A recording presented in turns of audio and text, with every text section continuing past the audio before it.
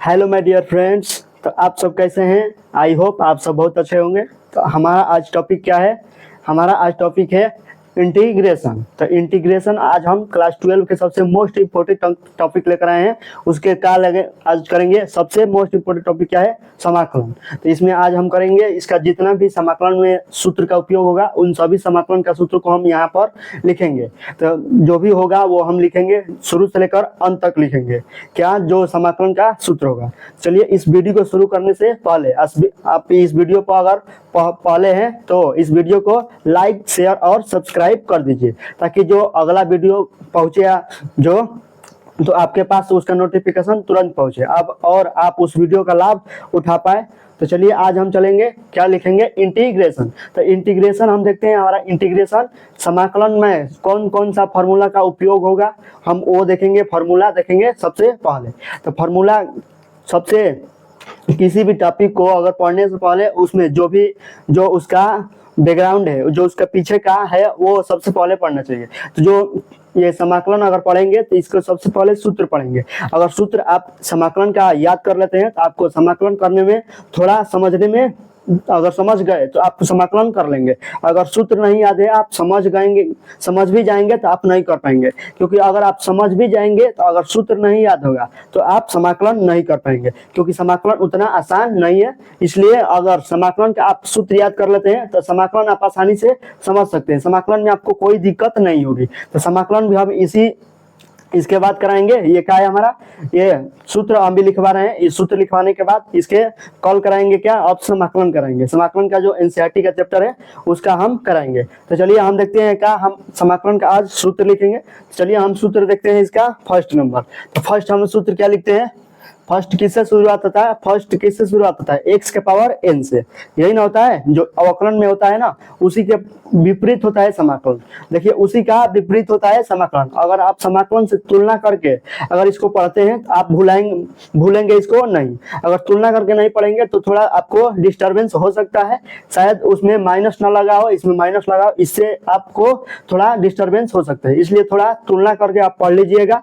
चलिए हम इसका जो भी सूत्र है वो तो हम लिखेंगे ही और बताएंगे इसका ट्रिक कैसे इसको याद करेंगे, इसके जो लास्ट में बताएंगे इसको कैसे याद करना है। इसलिए इस वीडियो को बीच में छोड़कर ड्रॉप करके मत जाइएगा। अगर बीच में ड्रॉप करके जाते हैं तो आपको जो सूत्र भी लिख रहे हैं वो समझ में नहीं आ पाएगा। इसलिए इस वीडियो को अंत तक देखिए ताकि अंत में हम बताएंगे कि इस सूत्र को कैसे याद करेंगे। उससे तुलना करके डिफरेंशिएशन से इंटीग्रेशन को तुलना करके हम कैसे इसको लर्न कर सकते हैं। तो चलिए हम इसको सूत्र पहले लिख लेते हैं। तो सूत्र लिखने के बाद करेंगे ना वो। तो चलिए हम इसका सूत्र लिखते हैं। क्या है हमारा?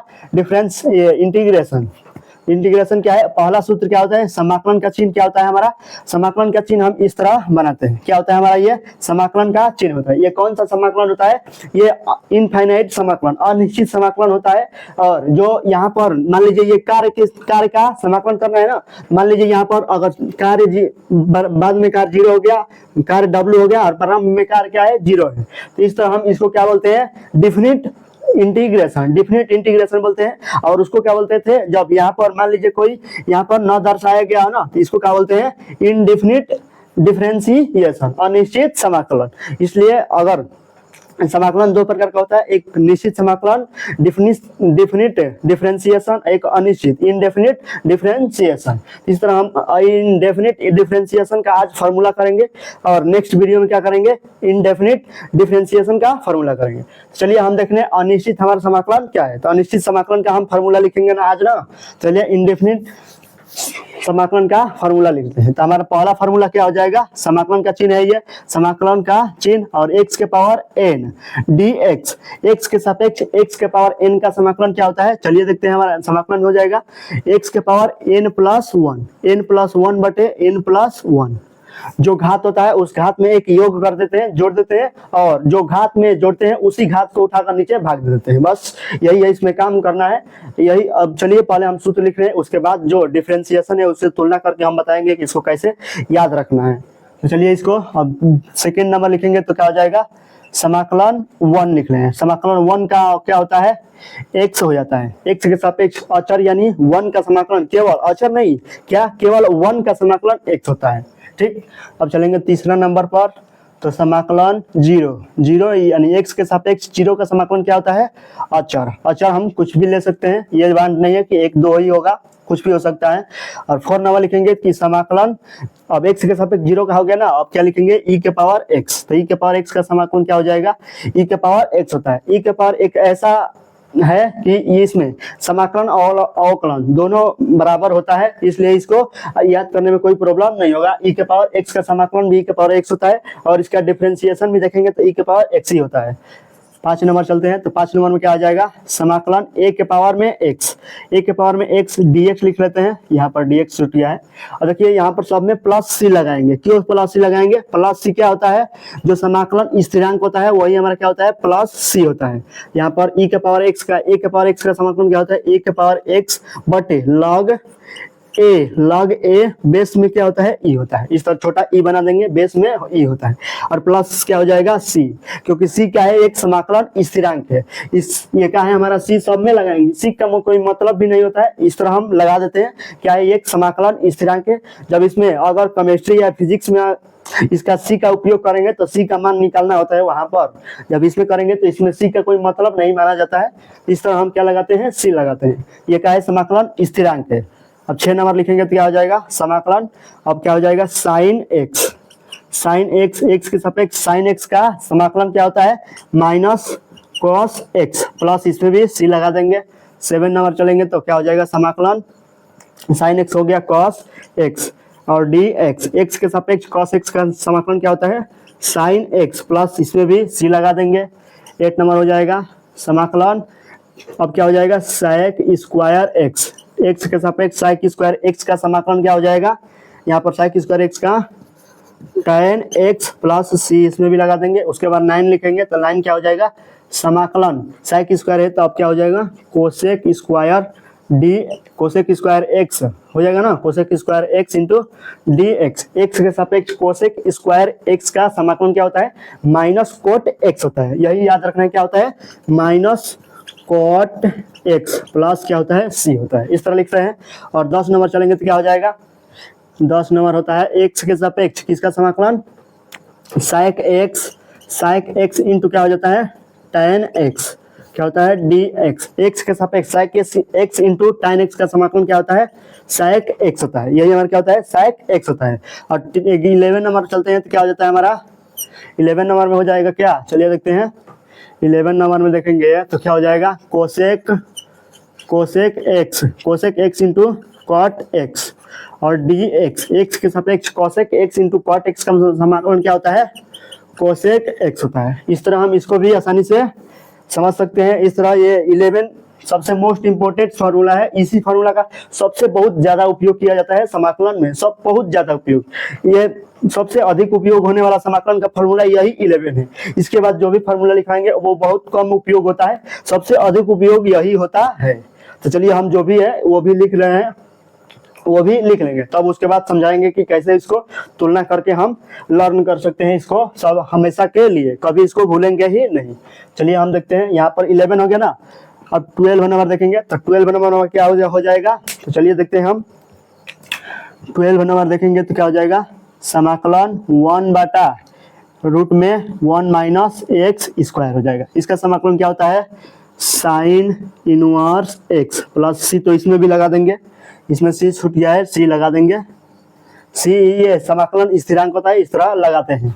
क्या हो जाएगा, 13 नंबर हो जाएगा समाकलन 1 बटे रूट 1 माइनस एक्स स्क्वायर बराबर क्या हो जाएगा, minus cos inverse x plus c. देखिए इसमें कुछ भी अंतर नहीं है कुछ अंतर, आपको तो कुछ दिख नहीं रहा होगा, हमें भी कुछ अंतर नहीं दिख रहा है, क्योंकि इसमें अंतर है ही नहीं। अंतर क्या है, इसमें अंतर है ही नहीं, बस इसका जो सूत्र होता है उसमें अंतर आ जाता है, समझना है क्या। ये देखिए 1 बटा रूट में 1 माइनस एक्स स्क्वायर का समाकलन sine inverse x plus c होता है, और ये भी 1 बटे समाकलन 1 बटे रूट में 1 माइनस एक्स स्क्वायर का मान minus cos inverse x plus c होता है।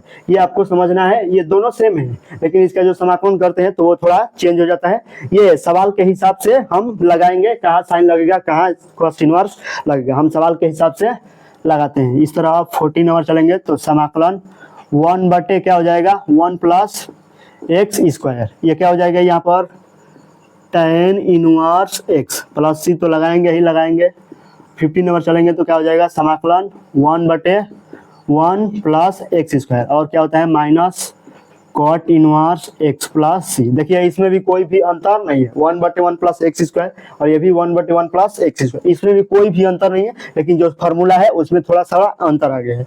ये tan है, अब मैं यहाँ पर क्या हो गया माइनस कॉट इनवर्स हो गया है। ठीक, तो ये थोड़ा थोड़ा समझना है आपको, यही थोड़ा थोड़ा समझेंगे, यही अगर थोड़ा थोड़ा समझ नहीं पाएंगे ना तो जब सवाल करेंगे तो वहाँ पर माइनस अगर प्लस गड़बड़ हो जाएगा ना तो उस पूरे सवाल आपकी गड़बड़ हो जाएगा, इसलिए माइनस प्लस को समझना है। हम तुलना करके बताएंगे तो आपको आसानी से सब कुछ याद हो जाएगा। चलिए हम लिख लेते हैं पहले एक बार। अब क्या हो जाएगा 1/x रूट में एक्स स्क्वायर माइनस 1, क्या होता है इसका sec inverse x plus c हो जाता है। 70 नंबर लिखेंगे तो क्या हो जाएगा समाकलन 1/x रूट में एक्स स्क्वायर माइनस 1 बराबर क्या हो जाता है minus cosec inverse x plus क्या हो जाता है सी हो जाता है। इस तरह हम 70 नंबर को भी आसानी से लर्न कर सकते हैं। देखिए 16 और 17 इनमें से कोई भी अंतर नहीं है, बस ये जो सूत्र लिखे हैं इसका, इसमें माइनस आ गया, इस साइक इनवर्स एक्स है प्लस सी, और ये minus cosec inverse x plus c, इसमें यही थोड़ा सा, इसमें कोई भी अंतर नहीं है, यहाँ पर बस अंतर हो जाता है। ये सवाल के हिसाब से हम वहाँ पर लगा देंगे, उपयोग कर लेंगे। जब सवाल कराएंगे तो आपको मालूम पड़ जाएगा कि कहाँ साइक इनवर्स लगाएंगे और कहाँ कोसेक इनवर्स लगाएंगे। तो चलिए यहाँ पर ये 17 हो गया ना, और चलिए 18 नंबर चलेंगे। तो 18 नंबर क्या हो जाएगा हमारा, तो 18 नंबर क्या निकालेंगे, तो चलिए देखते हैं यहाँ पर 18 नंबर हो जाएगा समाकलन अब tan x, समाकलन tan x का समाकलन हमारा क्या होता है। देखिए tan x का समाकलन इसमें नहीं है ना, तो अब tan x का भी समाकलन देखते हैं। तो tan x का समाकलन क्या हो जाएगा माइनस लॉग मॉड में क्या होता है cos x प्लस क्या हो जाता है सी, तो लगाना ही लगाना है, इस तरह minus log mod x plus c हो जाता है। और 19 नंबर देखेंगे तो समाकलन और क्या हो जाएगा cot x और dx, तो cot x का x के सापेक्ष cot x का समाकलन क्या होता है हमारा log मॉड में sin x, क्या होता है log मॉड में sin x प्लस c हो जाता है। ये हमारा क्या है समाकलन है, cot x का समाकलन है। क्या चलेंगे 20 नंबर, तो 20 नंबर में क्या हो जाएगा समाकलन क्या हो जाएगा, अब sec x का समाकलन देखेंगे, x के सापेक्ष sec x का समाकलन क्या हो जाता है, यहाँ पर लगाते हैं log लगाते हैं, और log के बाद मॉड में लगाते हैं, और मॉड क्या होता है sec x प्लस क्या हो जाता है tan x हो जाता है। ये हमारा क्या है sec x plus tan x plus c, तो लगाना ही लगाना है। अब क्या हो जाएगा 21 नंबर देखते हैं, तो क्या हो जाएगा समाकलन, अब sec x के बाद क्या आता है cosec x, तो x के सापेक्ष कोसेक x का समाकलन क्या होता है हमारा, यहाँ पर log मॉड में कोसेक x माइनस क्या होता है cot x, यहाँ पर होता है ना माइनस cot x प्लस क्या हो जाता है c हो जाता है। तो चलिए इस तरह हम समाकलन का ये जो सबसे मोस्ट इंपोर्टेंट फार्मूला है जो इंडेफिनिट इंटीग्रेशन का है, इंडेफिनिट इंटीग्रेशन अनिश्चित समाकलन का ये फार्मूला है। तो ये अनिश्चित समाकलन का फार्मूला इस तरह हम आसानी से इसको लिख सकते हैं। तो चलिए अब इसको समझाते हैं कि इसको कैसे याद रखेंगे। अगर इतना याद कर लेते हैं तो आपका समाकलन का आधा काम हो जाएगा। अभी आधा सूत्र इसका है, ये क्या है हमारा आधा सूत्र है, अभी इसका समाकलन का आधा सूत्र बचा है, तो आधा सूत्र नेक्स्ट वीडियो में चलेंगे। तो चलिए इसको पहले समझाते हैं कैसे इसको याद रखेंगे। देखिए ये x के पावर n और dx है, जो सब अवकलन होता था उसको d बाई dx, उसका चिन्ह क्या था d बाई dx था, यही ना था d बाई dx, और x के पावर n था, x के पावर n का अवकलन क्या होता था x में n को कम कर देते थे और जो n है n को आगे लाते थे और n में एक कम कर देते थे, बस यही करते थे। और इसमें क्या करना है जो घात है उसमें एक जोड़ देना है, इसमें एक घटाते थे, और समाकलन में क्या करना है सम मतलब जोड़ दो और अवकलन मतलब हटा देना, एक घटा देना, और समाकलन मतलब जोड़ देना, समाकलन मतलब जोड़ देना। तो समाकलन में एक जोड़ देना है, और जो घात है घात में जो जोड़े हैं मान लीजिए 4 है तो एक जोड़ दिए ना तो 5 हो गया, तो उस 5 से ही क्या करना है भाग दे देना है। इस तरह हम n प्लस 1 उसी से क्या करते हैं भाग दे देते हैं। इस तरह हम पहले को समझ सकते हैं। और x के सापेक्ष 1 का अवकलन समाकलन क्या होता है x होता है। तो देखिए जैसे हम अवकलन कर रहे थे तो d बाई dx, अब x का अवकलन x के सापेक्ष x का अवकलन क्या होता था 1 होता था। यही ना होता था कि x के सापेक्ष x का अवकलन जब हम करते थे तो वो क्या आता था 1 आता था। तो यहाँ पर देखिए अब उसके विपरीत है, अब x के सापेक्ष 1 का समाकलन करना है। और देखिए इसमें x का अवकलन कर रहे थे तो इसमें क्या करना है 1 का समाकलन करना है, तो 1 का जब समाकलन करेंगे तो x आ जाएगा। जैसे इसमें x का अवकलन करते थे तो 1 आ रहा है, और इसमें 1 का समाकलन करेंगे तो क्या आएगा, x आएगा। इस तरह हम उसको तुलना करके आसानी से याद रख सकते हैं। अब चलिए तीसरा को चलेंगे, तो तीसरा क्या आएगा, x के सापेक्ष 0 है, क्या है हमारा 0 दिया है। तो चलिए हम यहाँ पर करते थे d/dx, अगर यहाँ पर अचर कोई दिया होता था तो अचर का अवकलन करते थे तो क्या होता था, अचर का अवकलन हमें 0 प्राप्त होता था। यही ना होता था कि अचर का अवकलन क्या होता था, 0। अब देखिए इसमें समाकलन करना है तो अब उसका विपरीत करेंगे, जो 0 आया है उस 0 का समाकलन करेंगे। तो 0 का समाकलन x के सापेक्ष करेंगे तो क्या आएगा, अचर ही ना आएगा, अचर आएगा, यानी इसके विपरीत अचर आएगा। तो यही तो लिखे हैं, देखिए 0x के सापेक्ष 0 का समाकलन अचर, यानी ये क्या है, किसके विपरीत है, अवकलन का विपरीत है। तो अवकलन का सूत्र अगर याद है तो समाकलन का याद करने में कोई प्रॉब्लम आपको नहीं फेस करना पड़ेगा। और चलिए ये तो समझना ही है, ये तो दोनों में सेम ही होता है। अगर इसका समाकलन भी कर दो तो क्या होता है, अवकलन कर दो तो e के पावर x का अवकलन क्या होता है, e के पावर x ही होता है। तो इस तरह हम इसको भी याद रख सकते हैं, ये तो आसान है। अब नीचे वाला आएंगे तो क्या हो जाएगा, a के पावर x हो जाता है, क्या होता है हमारा a के पावर x है। अब इसका अवकलन करेंगे तो हमें अवकलन क्या प्राप्त होता है भाई, तो देखो a के पावर x होता है, क्या होता है हमारा a के पावर x होता है, और log a बेस में क्या होता है हमारा e होता है, यही हमारा क्या होता है, अवकलन होता है। अब देखिए इसका समाकलन करेंगे तो देखिए इसका समाकलन करेंगे तो क्या हो जाएगा, जब a के पावर x का समाकलन करेंगे x के सापेक्ष, तो जो a के पावर x है a के पावर x ही रहेगा ये, और जो ये क्या है इधर मल्टीप्लाई में है तो इधर क्या आ जाएगा, डिवाइड में आ जाएगा। log a बेस में क्या हो जाता है, e हो जाता है। यही तो हम सूत्र लिखे हैं, देखिए इसमें कोई भी चेंज तो नहीं है, बस a के पावर x और x के सापेक्ष x के पावर x का समाकलन क्या होता है, a के पावर x बटे log a base e plus सी तो स्थिरांक है। तो इस तरह हम समाकलन को अवकलन से तुलना करके आसानी से याद रख सकते हैं। यहाँ तक हो गया, 5 नंबर तक समझ गए होंगे। अब x के सापेक्ष sin x का अवकलन, तो समाकलन करेंगे तो क्या आ जाएगा, x के सापेक्ष sin x का समाकलन क्या होता है, माइनस कोस x होता है। और देखिए इसका अवकलन जब करते थे कि x के सापेक्ष sin x का अवकलन क्या होता था, sin x का अवकलन cos x होता था, यही होता cos x होता था। अब इसमें क्या करना है, sin x का जब अवकलन करेंगे तो क्या आ जाएगा, माइनस cos x होगा। cos x नहीं होगा क्या होगा, उसमें माइनस ऐड हो जाएगा ना, माइनस ऐड हो जाएगा। इस तरह हम याद कर सकते हैं। अब आगे चलेंगे तो क्या आएगा हमारा, इसको हटाते हैं। अब यहाँ तक तो समझ में आ गया होगा। अब चलेंगे कितने नंबर, 7 पर cos x दिया है, तो अब अवकलन करेंगे cos x का, तो मान लीजिए cos x का अवकलन करेंगे तो क्या होगा, माइनस साइन x हो जाएगा। यही ना होता था, क्या होता था, माइनस साइन x होता था। अब इसमें क्या करना है, cos x का अवकलन करेंगे तो प्लस में आएगा, किस में आएगा, माइनस में ना आकर प्लस में आएगा। जैसे ऊपर वाला है उसके विपरीत है ना, ये भी उसके विपरीत ही होगा, सभी विपरीत जा रहा है। अब बता चुके हैं कैसे विपरीत है ये, क्योंकि समझा चुके हैं अवकलन और समाकलन दोनों करके। तो ये दोनों का क्या है, ये विपरीत ही है। तो इस तरह हम विपरीत को आसानी से समझ सकते हैं। यहाँ तक समझ में आ गया होगा। अब यहाँ तक चलेंगे, 8 नंबर चलेंगे। तो 8 नंबर जब समाकलन करते थे तो sec x का sec x इंटू क्या होता था, tan x होता था। sec x का समाकलन क्या होता था हमारा, sec x का समाकलन क्या हो जाता था, sec अवकलन अभी कर रहे हैं ना, समाकलन तो हम लिखे ही है यहाँ पर। अवकलन करेंगे sec x का तो क्या हो जाएगा, sec x इंटू क्या हो जाता था, tan x हो जाता था। यही ना होता था, sec x into tan x हो जाता था। तो अब देखिए यहाँ पर उसका विपरीत कीजिए, sec x, यहाँ इसको समझ लीजिए पहले 10 नंबर को, sec x into tan x। तो sec x into tan x को जब इधर लाएंगे तो क्या हो जाएगा, इधर समाकलन में हो गया है। अब इसका समाकलन क्या हो जाएगा, sec x हो जाएगा, क्योंकि इसके विपरीत है ना। जब इसका अवकलन sec x into tan x है तो उसका समाकलन क्या हो जाएगा, sec x हो जाएगा। इसका समाकलन करेंगे तो ये हट जाएगा बस, अभी क्या हो जाएगा, सीधे sec x हो जाएगा। इस तरह आप समझ सकते हैं आसानी से इसको भी। और चलिए अब आगे चलेंगे तो क्या आ जाएगा हमारा, cot x हो गया, cot x। अब cos x देख लेते हैं यहाँ पर, cos x into cot x, इसका अवकलन क्या होता था, ये पता होगा ना अवकलन क्या होता है। अवकलन तो हम पढ़ चुके हैं, तो अवकलन क्या होगा, इसका अवकलन जो होगा वो होगा इसका cos x into cot x का, अभी नहीं, cos x का अवकलन केवल क्या होता था, cos x का अवकलन cos x into cot x होता था, यही ना होता था, cosec x into cot x, केवल कोसेस एक्स का अवकलन होता था। और देखिए इसको समाकलन करना है, तो इसको समाकलन करेंगे तो हमारा क्या प्राप्त होगा, कोसेस एक्स प्राप्त होगा ही होगा, इसके विपरीत चिन्ह प्राप्त होगा, तो इसका समाकलन करेंगे तो क्या हमें प्राप्त होगा, कोसेस एक्स प्राप्त होगा। तो देखिए यही तो किया यहाँ पर, cosec x into cot x, x के सापेक्ष cosec x into cot x का समाकलन किया है तो क्या प्राप्त हुआ है, कोसेस एक्स प्राप्त हुआ है। इस तरह हमें ये क्या हुआ है, प्राप्त हो गया है। चलिए इसके आगे चलेंगे तो हमारा अब आएगा 12 नंबर। ये दोनों अब ये समझ गए, ये समझ गए, अब ये दोनों बाकी है ना, चलिए इसको भी हम समझ लेते हैं।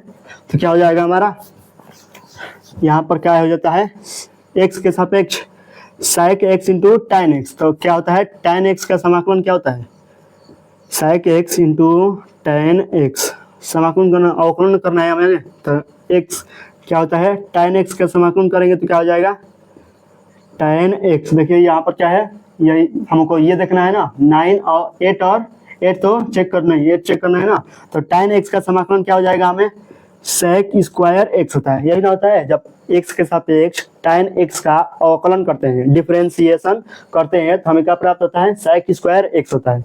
अब देखिए sec स्क्वायर एक्स का समाकलन कीजिए, इसके विपरीत ये ही ना है, तो sec स्क्वायर एक्स का समाकलन करेंगे, sec स्क्वायर एक्स का जब समाकलन करेंगे तो हमें क्या प्राप्त होगा, tan x प्राप्त होगा, क्या प्राप्त होगा हमें, tan x प्राप्त होगा। तो देखिए tan x तो यही ना है, देखिए sec स्क्वायर एक्स के समाकलन किए हैं तो जब tan x प्राप्त हुआ, यानी उसके विपरीत ही यह प्राप्त हो रहा है, इस तरह इसको भी आप समझ सकते हैं। तो देखिए अब चलेंगे आगे तो क्या आ जाएगा हमारा, अब cot x का समाकलन करेंगे तो क्या प्राप्त होगा भाई, देखिए हम क्या करते हैं, cot x का समाकलन करेंगे तो क्या हो जाएगा, sec स्क्वायर एक्स हो जाएगा, कॉट है तो कोसेस ना होगा, कोसेस स्क्वायर एक्स हो जाएगा। इस तरह हम क्या प्राप्त कर सकते हैं, कोसेस स्क्वायर एक्स हो जाएगा। और देखिए इसके विपरीत लेंगे तो कोसेस स्क्वायर एक्स का समाकलन कर देंगे, कोसेस स्क्वायर एक्स का जब समाकलन करेंगे तो क्या प्राप्त होगा, कॉट एक्स, एक्स के सापेक्ष ही ना करेंगे तो एक्स के सापेक्ष कॉट एक्स का, कोसेस स्क्वायर एक्स का समाकलन करेंगे तो क्या प्राप्त होगा, कॉट एक्स प्राप्त होगा। तो देखिए बस यही तो लिखे हैं, कोसेस एक्स के सापेक्ष कोसेस स्क्वायर एक्स का समाकलन क्या होता है, माइनस होता है, यानी जब इसको अवकलन कर देते हैं यहाँ पर क्या होता है, कॉट एक्स का अवकलन क्या होता है, माइनस कोसेस स्क्वायर एक्स हो जाता है, यही ना होता है, कॉस एक्स का समाकलन माइनस कोसेस स्क्वायर एक्स होता है। और देखिए माइनस को इधर लिखो या इधर लिखो, उससे कोई दिक्कत नहीं है। चलिए यहाँ पर माइनस है तो इसका समाकलन किए हैं तो समाकलन cosec square x into d x है, ओके है ना यहाँ पर। अब उसके बाद इसको क्या लिखेंगे, यहाँ पर लिखेंगे, इसको यहाँ पर लिखेंगे ना, अब माइनस को उधर भी लेकर जा सकते हैं तो क्या हो जाएगा, कोसेस स्क्वायर एक्स और डी एक्स बराबर क्या हो जाएगा, माइनस कॉट एक्स हो जाएगा। बस यही तो लिखे हैं, देखिए यहाँ पर क्या लिखे हैं, cosec square x into d x minus cot x plus c, minus cot x plus सी तो अपना स्थिरांक है। इस तरह हम यहाँ तक 11 नंबर तक तो हम आसानी से, कोई भी प्रॉब्लम नहीं होगा, हम आसानी से उसको याद कर सकते हैं। यहाँ तक तो समझ में आ गया होगा ना। तो चलिए इसको भी समझ लेते हैं, ये थोड़ा थोड़ा इसमें अंतर है तो इसको समझ लेते हैं। तो इसको कैसे समझेंगे, चलिए इसको भी समझेंगे, कैसे समझेंगे ये बताएगा, यही बताएगा कैसे समझाएंगे हम इसको। तो चलिए देखते हैं, इसको दिया है कि जब हम देखिए अवकलन करते हैं, एक बार हम अवकलन करेंगे साइन इनवर्स एक्स, तो साइन इनवर्स एक्स का अवकलन तो आपको पता ही होगा क्या होता है, 1/√1 माइनस एक्स स्क्वायर होता है, बस यही ना होता है, 1/√1 माइनस एक्स स्क्वायर। ये क्या है, हमारा अवकलन है, डिफरेंशिएशन है। अब इसका अवकलन समाकलन कर दीजिए, क्या करिए, इसका समाकलन, यानी अभी बताया कि अवकलन क्या होता है, समाकलन का विपरीत होता है। तो इसका समाकलन करेंगे तो क्या हो जाएगा, समाकलन 1/√1 माइनस एक्स स्क्वायर, क्या होगा 1 माइनस एक्स स्क्वायर। तो हमें क्या प्राप्त होगा, साइन इनवर्स एक्स प्राप्त होगा ना। तो देखिए यही तो लिखे हैं, यहाँ पर क्या लिखे हैं, 1/√1 minus x square, 1 minus x square बराबर साइन इनवर्स एक्स और प्लस सी तो स्थिरांक है। इस तरह हम इसको भी समझ गए। अब देखिए इसमें थोड़ा समझना है, तो चलिए इसको भी देख लेते हैं, dy/dx कॉस इनवर्स एक्स का जब अवकलन करेंगे तो क्या प्राप्त होगा, -1/√1 माइनस एक्स स्क्वायर। अवकलन तो पता होगा ना आपको, डिफरेंशिएशन पता है ना, एक्स के सापेक्ष कॉस इनवर्स एक्स का जब डिफरेंशिएशन करेंगे तो क्या प्राप्त होगा, -1/√1 माइनस एक्स स्क्वायर होगा। अब देखिए अब इसको समाकलन करना है, अब इसका समाकलन करना है तो माइनस तो बाहर आ जाएगा, माइनस बाहर निकाल दें, समाकलन 1/√1 रूट में 1 माइनस एक्स स्क्वायर हो जाएगा। तो इसका क्या प्राप्त होगा, हमें कॉस इनवर्स एक्स प्राप्त होगा, यही ना होगा, प्लस सी तो स्थिरांक होगा ही होगा, क्या होगा, कॉस इनवर्स एक्स प्राप्त होगा। अब ये जो माइनस इधर है, माइनस को उधर भी लेके जा सकते हैं, क्या हो जाएगा 1 बटे रूट में 1 माइनस एक्स स्क्वायर हो जाएगा बराबर minus cos inverse x plus c हो जाएगा। देखिए यही तो बस लिखे हैं, क्या लिखे हैं, minus cos inverse x plus c. बस इस माइनस को उधर लेके चले गए, यही माइनस सब में थोड़ा थोड़ा डिस्टर्ब किया है आपको। देखिए इसमें भी प्लस है, तो इसका भी जब समाकलन अवकलन करेंगे तो आपको पता हो जाएगा। देखिए इसको भी समझा देते हैं हम, थोड़ा सा समय और लगेगा, 2-3 मिनट लगेगा, हम इसको भी समझा देंगे। तो चलिए इसका समझा देते हैं, क्या हो जाएगा, जब x के सापेक्ष जब tan x का समाकलन करोगे तो क्या प्राप्त होगा, 1/1 प्लस एक्स स्क्वायर। और इसका समाकलन करो, अब इसका समाकलन करो, क्या करो, इसका समाकलन, तो 1/1 प्लस एक्स स्क्वायर का जब समाकलन करोगे तो tan इनवर्स ये क्या है, इनवर्स एक्स है, तो tan इनवर्स एक्स प्राप्त होगा, प्लस सी तो स्थिरांक हो ही जाएगा। अब क्या हो जाएगा, tan इनवर्स एक्स प्राप्त होगा। अब देखिए कॉट वाला कर रहे हैं ताकि दोनों एक साथ समझ लेंगे तो अच्छा रहेगा। कॉट इनवर्स एक्स बराबर क्या हो जाएगा, -1/1 प्लस एक्स स्क्वायर है, ठीक है, ये है ना इतना। अब देखिए इसका समाकलन कीजिए तो माइनस तो बाहर ला देंगे और 1/1 प्लस एक्स स्क्वायर हो जाएगा, 1/1 प्लस एक्स स्क्वायर हो जाएगा। अब इसका समाकलन क्या हो जाएगा, कॉट इनवर्स एक्स हो जाएगा, ये ना कॉट इनवर्स, यहाँ पर क्या है, कॉट है, कॉट इनवर्स क्या हो जाएगा, एक्स हो जाएगा। अभी माइनस को उधर लेके जाएंगे तो क्या हो जाएगा, 1/1 प्लस एक्स स्क्वायर बराबर माइनस कॉट इनवर्स एक्स हो जाएगा। और देखिए इसमें अंतर दिखा रहा है, कैसे, देखिए इसका जब इसका अवकलन किए थे तो 1/1 प्लस एक्स स्क्वायर प्राप्त हुआ था। अब इसी का जब समाकलन कर दिए तो क्या हो गया, tan inverse x plus c हो गया। देखिए यही तो लिखे हैं, 1/1 प्लस एक्स स्क्वायर का जब समाकलन किए हैं तो tan इनवर्स एक्स प्लस सी प्राप्त हुआ है, यही ना प्राप्त हुआ है। और देखिए इसका कॉट इनवर्स का जब अवकलन किए तो -1/√1 प्लस एक्स स्क्वायर है। अब इसका समाकलन करेंगे, इसका क्या करेंगे, समाकलन इंटीग्रेशन करेंगे, तो इसका इंटीग्रेशन करेंगे तो क्या हो जाएगा, हमें कॉट इनवर्स एक्स प्राप्त होगा ना, क्योंकि यहाँ पर कॉट इनवर्स है तो इसका कॉट इनवर्स ही प्राप्त होगा यहाँ पर। और देखिए ये माइनस है तो माइनस को उधर लेके जाएंगे तो यहाँ पर क्या हो जाएगा, माइनस कॉट इनवर्स एक्स हो जाएगा। तो देखिए यही तो बस लिखे हैं, यही सूत्र का ना यहाँ पर लिख दिए हैं। देखिए यहाँ पर लिखे हैं 1/1 प्लस एक्स स्क्वायर और minus cot inverse x plus c. इस तरह आपको कोई प्रॉब्लम नहीं होगा, कभी आप भूलेंगे ही नहीं इसको, अगर इस तरह समझकर याद कर लेते हैं तब। इस तरह हम समझ गए ना। अब चलिए आगे चलेंगे, तो ये वाला तो ये भी उसी तरह है जैसे हम साइन इनवर्स और tan इनवर्स को समझाए हैं, ठीक उसी प्रकार साइक इनवर्स और कॉसेस इनवर्स भी है। इस तरह आप समझ सकते हैं आसानी से ना। इस तरह कोई भी प्रॉब्लम आपको इन सूत्रों को याद करने में 21 तक जो सूत्र है इनको याद करने में कोई प्रॉब्लम नहीं होगा। और देखिए इनको कैसे समझेंगे, देखिए इसको यहाँ तक तो समझ में आ गया होगा, यहाँ तक समझ में आ गया होगा। अब इसको तो आपको याद करना ही पड़ेगा। ये 4 क्या है, ये इसका अवकलन नहीं होता है और इसका अवकलन नहीं होता है, इसलिए इसको आपको याद करना ही पड़ेगा। तो देखिए इसको थोड़ा थोड़ा बता देते हैं। देखिए tan x के सापेक्ष tan x का जो जब समाकलन करेंगे तो minus log cos mod cos x plus c हो जाएगा। और मॉड क्या बताता है, मॉड यह बताता है कि यह क्या है, जो इसका मान आएगा वो हमेशा धनात्मक में ही आएगा, ऋणात्मक में नहीं आएगा। तो ये तो समझ गए होंगे, मॉड का मतलब ये क्या है, धनात्मक में ही सभी मान मॉड में ही है, इसलिए ये क्या होगा, धनात्मक में ही आएगा। तो tan x का क्या हो जाएगा, cos x के रूप में हो जाएगा समाकलन।